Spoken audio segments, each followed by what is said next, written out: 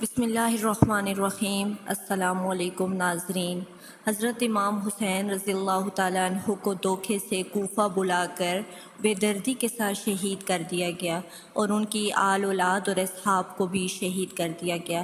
اس طرح حضرت امام حسین رضی اللہ تعالیٰ عنہ کی شہادت کے بعد اولاد رسول کو قید کر لیا گیا اور نبی صلی اللہ علیہ وآلہ وسلم کی بیٹیوں کو بے پردہ کر کے کوفہ اور شام کی طرف لے جایا گیا۔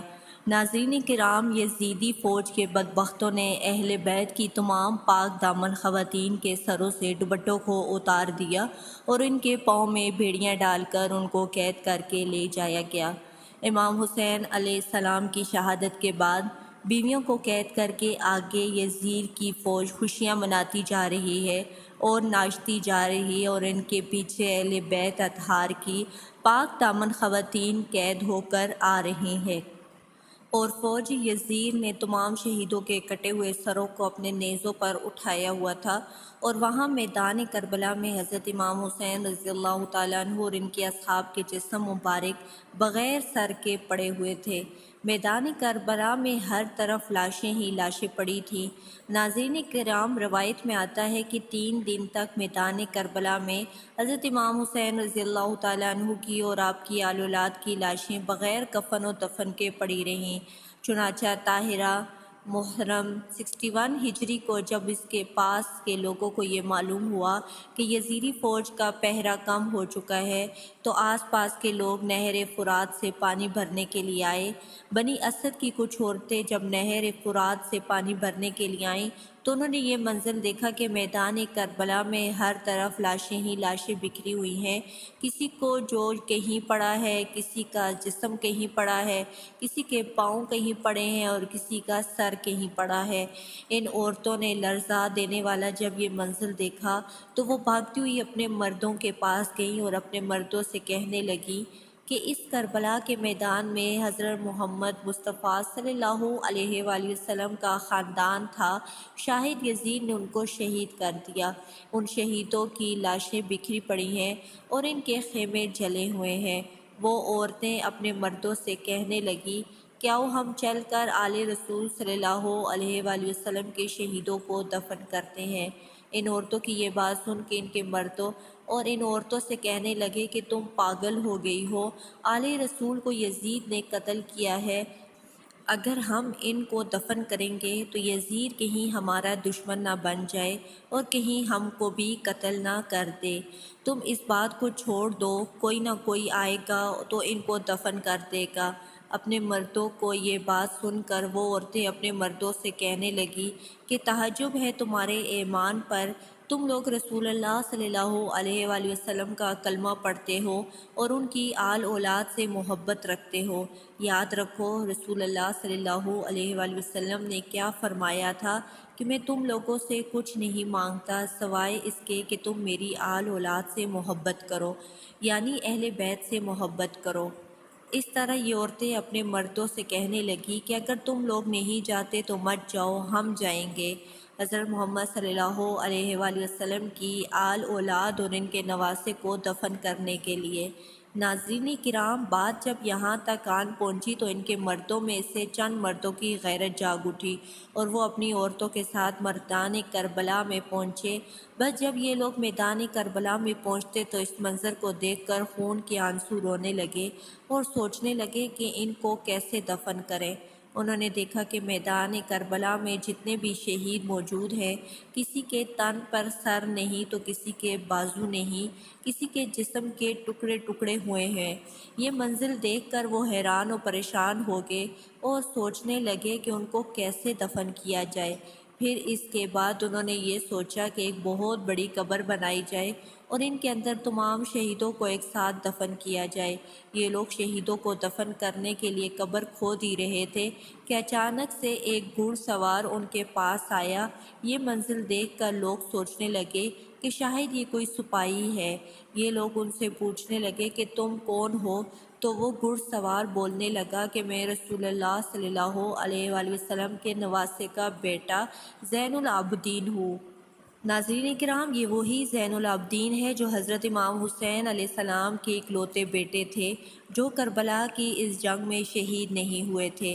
وجہ یہ تھی کہ یہ اس وقت کافی بیمار حالت میں تھے، جس کی وجہ سے کسی بھی طرح سے اس جنگ میں شامل نہیں ہو سکے۔ حالانکہ جب یہ جنگ ختم ہو گئی تھی تو خاندان کے باقی عورتوں کے ساتھ بیماری کی حالت میں لیٹے ہوئے حضرت امام زین العابدین کو بھی قیدی بنا کر کوفہ اور شام کی طرف لے جایا گیا تھا۔ یہی وجہ تھی کہ بہت ساری تاریخ دان یعنی اتحاد کار اس بات سے سہمت نہیں ہوتے کہ بعد میں کربلا میں پڑے ہوئے جسم کو دفنانے کے لیے حضرت امام زین العابدین بھی کربلا کے میدان میں پہنچے تھے، کیونکہ جب ان کو قیدی بنا کر لے جایا گیا تھا تو اتنی جلدی ان کا وہاں سے واپس آنا کیسے ممکن تھا۔ بہرحال ناظرین اکرام، جب انہوں نے بتایا کہ ماہ رسول صلی اللہ علیہ وآلہ وسلم کے نواسے کا بیٹا زین العابدین ہوں، تو یہ منظر دیکھ کر تمام لوگ زار و قطار رونے لگے۔ اس کے بعد حضرت امام زین العابدین نے زمین پر ایک کپڑا بچھایا اور حضرت امام حسین رضی اللہ تعالی عنہ کے اعضاء کو اکٹھا کرنا شروع کر دیا۔ کہیں سے حضرت امام حسین رضی اللہ تعالی عنہ کا ہاتھ مبارک ملا تو کہیں سے امام حسین رضی اللہ تعالی عنہ کے جسم کا کچھ حصہ ملتا ہے، اور اسی طرح حضرت امام زین العابدین نے حضرت امام حسین رضی اللہ تعالی عنہ کے تمام جسم کے حصے کو جمع کیا اور پھر ایک جگہ پر اکٹھا کر لیا۔ جب حضرت امام زین العابدین حضرت امام حسین رضی اللہ تعالی عنہ کو دفن کرنے کے لیے میدان کربلا کو زمین کو کھودنے لگے تو دیکھتے ہیں کہ ایک جگہ پر بہت سی قبر بنی ہوئی ہیں۔ چنانچہ حضرت امام زین العابدین حضرت امام حسین رضی اللہ تعالیٰ عنہ کو اس قبر کے اندر دفن فرما دیتے ہیں، اور ان کے ساتھ حضرت امام زین العابدین نے اپنے بھائی حضرت علی اصغر اور حضرت علی اکبر کو بھی دفن کر دیا ہے، اور میدان کربلا میں ایک قبر بنا دیتے ہیں۔ وہاں دوسری طرف جو ان لوگوں نے ایک بہت بڑی قبر کھودی تھی، وہاں اس قبر میں کربلا میں موجود تمام شہیدوں کو اس قبر میں دفن کر دیا جاتا ہے۔ ناظرین کرام، میدان کربلا میں موجود اس جگہ کو آج بھی گنج شہداء کہا جاتا ہے، جہاں تمام شہدائے کربلا کے جسم مبارک ایک ساتھ دفن کیے گئے تھے، اور اس طرح تمام شہدائے کربلا کو دفن کیا گیا۔ کسی نے کہا کہ ایک شہید کو دفن کرنا ابھی باقی ہے، کوئی بوڑھے صحابی ہیں، ان کو ابھی تدفین نہیں کیا گیا۔ اس وقت حضرت امام سجاد رضی اللہ تعالیٰ عنہ رو رو کر فرمانے لگے کہ یہ حبیب ابن مظاہرہ ہیں۔ آپ رضی اللہ تعالیٰ عنہ فرمانے لگے کہ اللہ تبارک تعالیٰ یہ چاہتا ہے کہ ان کو ایسی جگہ دفن کیا جائے جہاں پر جب بھی کوئی حضرت امام حسین رضی اللہ تعالیٰ عنہ کے پاس آئے تو ان کو سلام کر کے آئے۔ اس کے بعد حضرت حبیب رضی اللہ تعالیٰ عنہ کو دفن کیا گیا۔ جب سب لوگ دفن کرنے کے بعد جانے لگے تو کسی نے کہا ٹھہرو، ابھی ایک اور شہید کو دفن کرنا باقی ہے۔ لوگوں نے کہا تمام شہیدوں کو دفن کر دیا ہے، اب کون سا شہید باقی ہے؟ تو حضرت امام سجاد رضی اللہ تعالیٰ عنہ فرماتے ہیں کہ آؤ نہر فرات کے کنارے۔ جب تمام لوگ وہاں پر پہنچے تو دیکھا کہ حضرت عباس رضی اللہ تعالیٰ عنہ کا ایک بازو پڑا ہے۔ جو لوگ تھوڑا آگے بڑھے تو دیکھا کہ حضرت عباس رضی اللہ تعالیٰ عنہ کا دوسرا بازو پڑا ہے۔ حضرت عباس رضی اللہ تعالیٰ عنہ کا جسم مبارک وہاں پر موجود ہے جہاں پر آپ لڑتے لڑتے شہید ہوئے تھے۔ اس کے بعد حضرت عباس رضی اللہ تعالیٰ عنہ کے لیے قبر کھودی گئی اور آپ کے جسم مبارک کو بھی اس جگہ دفن کیا گیا۔ آج بھی میدان کربلا میں حضرت عباس رضی اللہ تعالیٰ عنہ اور حضرت امام حسین رضی اللہ تعالیٰ عنہ کی قبر مبارک ایک دوسرے کے آمنے سامنے ہے۔